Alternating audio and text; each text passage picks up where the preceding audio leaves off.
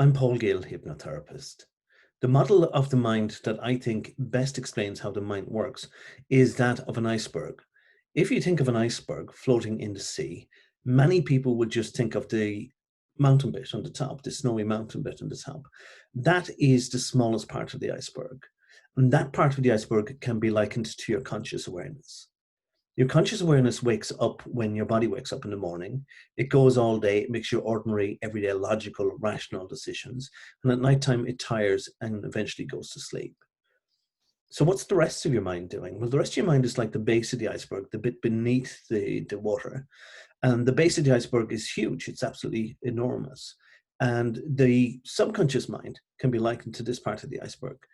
The subconscious mind is highly emotional. It thinks purely in terms of emotion. It doesn't think logically or rationally at all.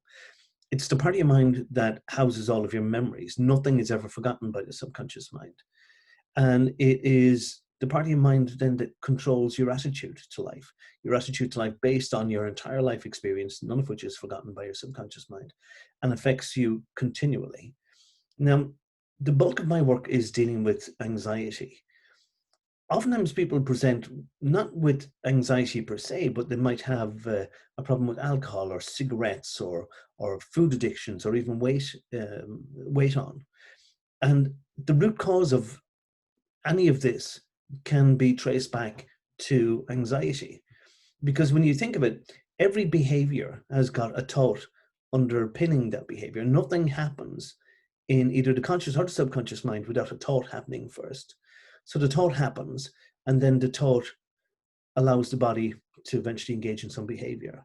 So whether that's overeating or drinking or smoking. So the bulk of my work is done with anxiety.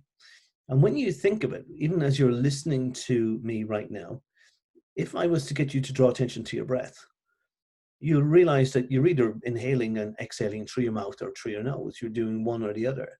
But you don't ever remember making a conscious decision which way to breathe.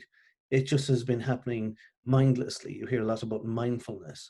But most of the time we take a breath for granted. We don't even think about it. It just happens automatically. So there was a part of your mind that automatically made that decision as to whether you were going to breathe through your mouth or through your nose. And that was your subconscious mind. And the interesting thing here is that your subconscious mind didn't ask you which was your preference. It just automatically did stuff. If that is true, then it's also true that at any given moment of the day or the night, because the subconscious mind never closes down, it never sleeps, at any given moment of the day or the night, the subconscious mind engages in cycles of thinking, patterns of thought that go on beneath the threshold of consciousness.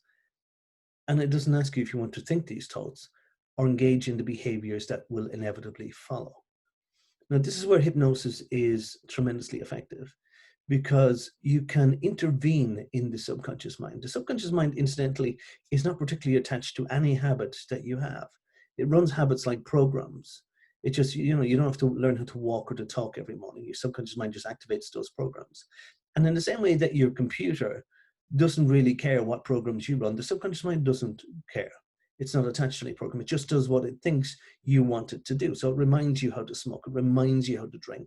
It reminds you how to eat the wrong kinds of food. But the subconscious mind can be changed.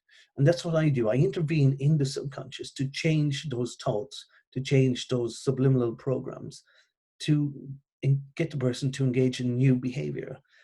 So it's an intervention in the state of hypnosis, and it's highly effective.